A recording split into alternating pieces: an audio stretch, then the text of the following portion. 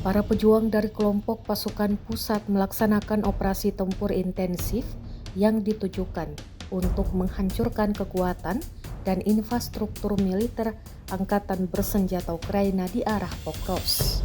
Rekamannya diunggah di Telegram pada Kamis 24 April 2025. Dalam operasi ini, sasaran utama mencakup peralatan militer, senjata berat, posisi infanteri, serta titik-titik pertahanan militer Ukraina. Rekaman dari medan tempur memperlihatkan penghancuran sejumlah target, termasuk tank dan kendaraan tempur lapis baja buatan NATO, titik tembak pertahanan, personel infanteri Ukraina, serta kendaraan militer lainnya. Semua sasaran ini berhasil dilumpuhkan dengan menggunakan drone peledak yang dioperasikan oleh unit Rusia.